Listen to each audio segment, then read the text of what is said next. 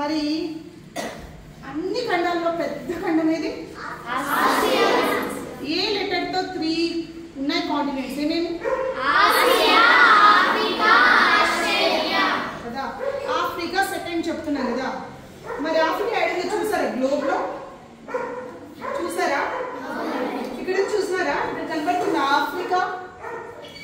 కనబడుతుందా ఆఫ్రికా? కనబడటంలే? Yes, Africa. ఇది ఆఫ్రికా, ఇదంతా ఆఫ్రికా. ఇది వచ్చి నార్త్ ఆఫ్రికా, ఇది వచ్చి సౌత్ ఆఫ్రికా. ఓకేనా? ఇప్పుడు అర్థమైంది సౌత్ ఆఫ్రికా ఎంత పెద్దగా ఉంది చూసినారా? మరి మన ఇండియా ఎక్కడ ఉంది? ఇక్కడ ఉంది చూడండి. ఇండియా ఇండియా ఆసియాలో ఒక పార్ట్ అంతే. ఓకేనా? కానీ ఆఫ్రికా చూడండి, అదొక కాంటినెంట్ కదా, అదొక ఖండం. సో ఆఫ్రికాకి ఇంకో పేరు ఏమంటే చీకటి ఖండం. ఏమి? చీకటి ఖండం. మరి అనగనగా ఒక చీకటి ఖండం ఉంది. ఏమి? ఎస్, ఆ చీకటి ఖండానికి ఒక మహారాజు ఉన్నాడు. ఆ చీకటి ఖండానికి ఆయన ఎవరో తెలుసుకుందామా?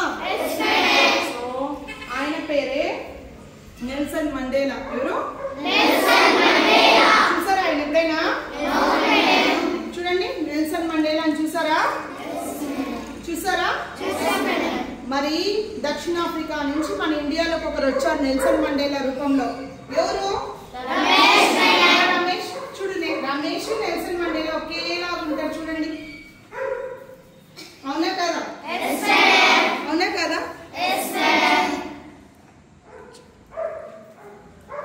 సో కాబట్టి అందుకేనే మన రమేష్ కి ముద్దుగా మనం ఏమంటాం? నెల్సన్ మండేలా అంటాం. కానీ నెల్సన్ మండేలా ఎవరో తెలుసా? ఇంత పెద్ద సౌత్ ఆఫ్రికాకి ఫస్ట్ ప్రెసిడెంట్ అన్నమాట. ఎవరు? ఫస్ట్ ప్రెసిడెంట్ ఆయన. మరి ఎందుకు ఆయన ప్రెసిడెంట్ అయినారు? ఎందుకు ఆయన గురించి మనం తెలుసుకోవాలంటే తెలుసుకోవాలి. ఎందుకు తెలుసుకోవాలంటే చూడండి, మీరంతా ఏమంటారు? మేడం మమ్మల్ని 5K లేపేస్తున్నారు, రన్నింగ్ అంటారు, జాగింగ్ అంటారు, నిద్రపోవాలి, నిద్ర ఉండదు, చదువుకోవాలి, ఇది ఒక జైలు లాగా ఉంది అంటున్నారు. అంటున్నారా లేదా? అవునా? అంటున్నారు. ఓకే, మరి అలా మీరు ఇక్కడ ఇన్ని మంచి పనులు కూర్చున్నాను, ఇన్ని మంచి పనులు జరుగుతున్నాయి, 5 లేస్తున్నారు, ఎవరు లేయడం లేదు, ఏ ఇంట్లోనూ లేయడం లేదు. 8 కల్లా ఫుడ్ తింటున్నారు, ఎవరు తినడం లేదు. కరెక్ట్ గా స్కూలింగ్ వెళ్ళిపోతున్నారు, కరెక్ట్ టైంలో బుక్స్ ఇచ్చేస్తున్నారు, అన్ని ఇస్తున్నారు. ఈవినింగ్ అయితే స్నాక్స్ తింటున్నారు, లంచ్ తింటున్నారు కదా, ఆఫ్టర్నూన్ లంచ్ తింటున్నారు, నైట్ 7 కల్లా ఫుడ్ తినేస్తున్నారు, 8:30 కల్లా పడుకొనేస్తున్నారు. దీన్ని మీరు లోపల ఏం ఫీల్ అవుతున్నారు? ఇది పెద్ద జైలు అంటున్నారు. ఏమంటున్నారు? ఇది పెద్ద జైలు. అవునా? అవును. మరి జైలు అంటే ఎలా ఉంటుందంటే నెల్సన్ మండేలా ఆ దక్షిణాఫ్రికా కంట్రీలో అక్కడ ఎలా ఉండేదంటే నల్ల జాతీయుల వాళ్ళు తెలుసుత అనేది ఎక్కువ ఉండేది. ఏమి? వర్ణము అంటే రంగు. అక్కడ నల్ల జాతి వాళ్ళని వెలివేసే వాళ్ళు, వాళ్ళని చాలా ఇబ్బందులు పెట్టేవాళ్ళు. మరి ఆ ఇబ్బందుల్లో మన నెల్సన్ మండేలా కూడా ఒకరు అన్నమాట. ఆయన కూడా ఏ కలర్లో ఉన్నారు? నల్లగా ఉన్నారు. మరి ఆ కాలంలో మన కంట్రీలో కూడా సౌత్ ఆఫ్రికాలో ఇప్పుడు మన మహాత్మా గాంధీ కూడా నల్ల జాతి వారు అనేసి ట్రైన్లో నుంచి తోసేయబడ్డారని మనం చదివే ఉంటాం కదా. మరి ఒకసారి పోయినందుకే మహాత్మా గాంధీ అలా ఉంటే మరి అక్కడే ఉన్న ఆయన ఎన్ని ఇబ్బందులు పడి ఉంటారు.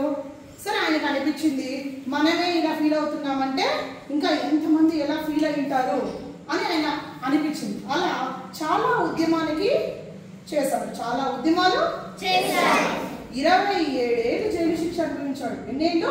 27 ఏళ్ళు జైలు శిక్ష అనుభవించి మరి ఎన్నో సార్లు ఎన్నో యుద్ధంలాగా చేసి అక్కడంతా అవమానాలు ఎదుర్కొన్నాడు. మరి ఆయన ఏమి సాధారణ వ్యక్తి కాదు.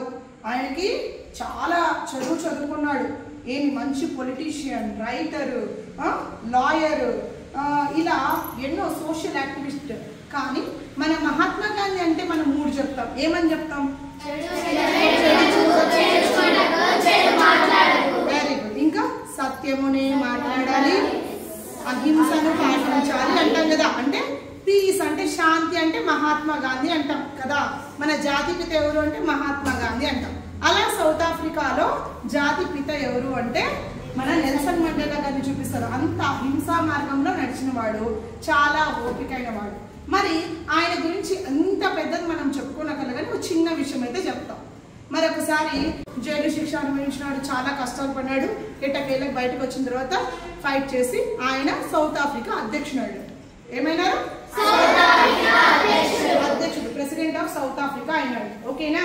అయిన తర్వాత ఒకసారి వాళ్ళ స్నేహితులతో ఒక హోటల్కి వెళ్ళాడు. ఎక్కడికి? ఒక హోటల్కి వెళ్ళాడు. హోటల్కి వెళ్ళినప్పుడు అన్ని తెప్పించుకొని తింటా ఉంటారు కదా, అందరూ హ్యాపీగా తింటా ఉన్నారు. ఆయన ఎదురు బెంచ్ లో ఒక అతను కూర్చోన్నాడు. ఎవరు? ఒక అతను గుర్తు తెలియని వ్యక్తి కూర్చోన్నాడు. మరి ఆయన ఈయన చూసిన తర్వాత కూర్చోలేకపోతున్నాడు, వెళ్ళిపోవాలనుకుంటున్నాడు, తినలేకపోతున్నాడు. ఎందువల్ల? డబ్బులు లేక. ఇంకా ఆయనేమో సౌత్ ఆఫ్రికా అధ్యక్షుడు. మరి వీళ్ళ ఫ్రెండ్స్ అంతా బాగున్నారు, ఆయన మాత్రం కూర్చోలేకపోతున్నాడు, నిలబడలేకపోతున్నాడు. ఎప్పుడిప్పుడు వెళ్దామా అని కంగారుగా వెళ్ళిపోతున్నాడు. వెళ్ళిపోయేటప్పుడు మన నెల్సన్ మండేలా గారు వెళ్ళి, అయ్యో ఎక్కడికి వెళ్తున్నారు, రండి కూర్చోండి అనేసి పక్కన పిలిచి కూర్చోబెట్టుకున్నాను. ఎవరు? నెల్సన్ మండేలా గారు కూర్చోబెట్టుకొని వాళ్ళు ఏం తింటున్నారో అదే ఆఫర్ చేసి తినమన్నారు. అయినా కూడా ఆయనకి తినాలనిపించలేదు, తాగాలనిపించలేదు, కంగారుగానే ఉన్నారు. ఇదంతా వాళ్ళ ఫ్రెండ్స్ చూస్తూ ఉన్నారు. సరే గబగబాన్ తినేసి తాగేసి ఇంకా నేను వెళ్ళొస్తాను, టైం అయిపోయిందని వెళ్ళిపోయాడు. అప్పుడు నెల్సన్ మండేలా గారి ఫ్రెండ్ ఒకరు అడిగారు, ఈయన ఏందో వచ్చి బడాయి పెడతాన్నారు మన లాంటి వాళ్ళతో తినేదానికి కూర్చునేదానికి, ఈయనకే పెద్ద పని ఉన్నట్లు అని వెటకారంగా మాట్లాడారు. అప్పుడు నెల్సన్ మండేలా గారు చెప్పారంట, కాదు ఈరోజు నేను అధ్యక్షుడు అయినానంటే ఆయన నేర్పిన పాఠాల వల్లే అన్నాడు. అందరూ ఆశ్చర్యపోయినారంట. అదేమబ్బా, అతడేమో కంగారుగా ఉన్నాడు, ఈయనేమో ఆయన వల్లే అధ్యక్షుడు అయినాడు అంటున్నాడు, ఏమబ్బా అని అనుకుంటే అప్పుడు నెల్సన్ మండేలా గారు చెప్పినారంట, నేను ఉండే జైల్లోనే ఇతను కూడా ఉన్నాడు. 27 ఏళ్ళు నేను జైల్లో ఉన్నాను కదా, నేను ఉన్న జైల్లోనే ఇతను కూడా ఉన్నాడు. నన్ను బాగా ఇబ్బంది పెట్టేవాడు, బాగా కొట్టేవాడు, బాగా చిత్రహింసలు పడేవాడు. ఎంతగా అంటే చిన్నప్పుడు మా అమ్మ పాలు తాగిన దానికన్నా ఇతని ఉచ్చలే నేను ఎక్కువ తాగాను. నాకు బాగా కొట్టి బాగా అరిచి గొంతంతా ఆరుకుపోయి ఉంటే అప్పుడు దాహం కోసం ఎక్కువగా బాధపడుతుంటే నీళ్లు కూడా ఇవ్వకుండా నా మీద ఎన్నోసార్లు పాస్ పోసినాడు. అవి తాగి నేను గొంతు ఆపుకున్నాను, చేసే పరిస్థితి లేక. అది మా అమ్మ నాకు ప్రేమను శాంతిని నేర్పిస్తే అతడు నాకు ఓపిక నేర్పించాడు. ఆడుండేదానికి అతడు ఓపిక నేర్పించాడు. ఎంత భయంకరమైన విషయం కదా ఇది. పాస్ పోసినాడంటే మొహం మీద, అది తాగి అయినా 27 ఏళ్ళు జైల్లో ఉన్నప్పుడు అన్ని అవమానాలు పొందాడు. చూడండి, ఒక అతను ఇంత పెద్ద స్థాయికి రావాలంటే ఎన్ని అవమానాలు అని చెప్పాడంట. నాతో పాటు జైల్లో ఉన్నాడు, నన్ను చాలా చిత్రహింసలు పెట్టేవాడు, బాగా కొట్టేవాడు, నా ఆహారాన్ని కూడా తీసుకునేసేవాడు. నన్ను కొట్టి ఆయన అరిచి నాకు గొంతు ఆరిపోతే కనీసం నీళ్ళు కూడా ఇచ్చేవాడు కాదు. ఆయన పోసిన ఉచ్చలు తాగి నేను గొంతు ఆపుకునేదాన్ని. కాబట్టి ఆయన నాలో ఎక్కువ ఓపికని తీసుకొచ్చాడు. ఈరోజు నేను అధ్యక్షుల పదవిలో ఉన్నానంటే మా అమ్మ నేర్పిన అహింసా మార్గము, నాకు ఇతను నేర్పిన ఓపిక అని చెప్పాడు. గొప్ప విషయమా కాదా? మరి ఆ విధంగా బయటకు వచ్చిన తర్వాత ఇప్పుడు భయపడుతున్నాడు, ఇప్పుడు నేను అధ్యక్షుడిని కదా ఎక్కుంది అని ఆయన చెప్పాడంట. అందుకనే ఎడ్యుకేషన్కి అంత వాల్యూ అంట. మరి ఆయన చాలా డిగ్రీలు చదివినాడు. ఆయన ఒక లాయరు, ఆయన ఒక రైటరు, ఆయన ఒక సోషల్ యాక్టివిస్ట్, సౌత్ ఆఫ్రికా విప్లవ కారకుడు, ఇలా చాలా డిగ్రీస్ ఉన్నాయి. మరి ఆయన 2013 డిసెంబర్ 5వ తేదీన ఆయన మరణించారు లంగ్స్ ఇన్ఫెక్షన్తో. మరి జైల్లో ఉన్నప్పుడు కూడా క్షయవ్యాధి వచ్చింది, చాలాసార్లు హెల్త్ ప్రాబ్లమ్స్ వచ్చినాయి ఆయనకి.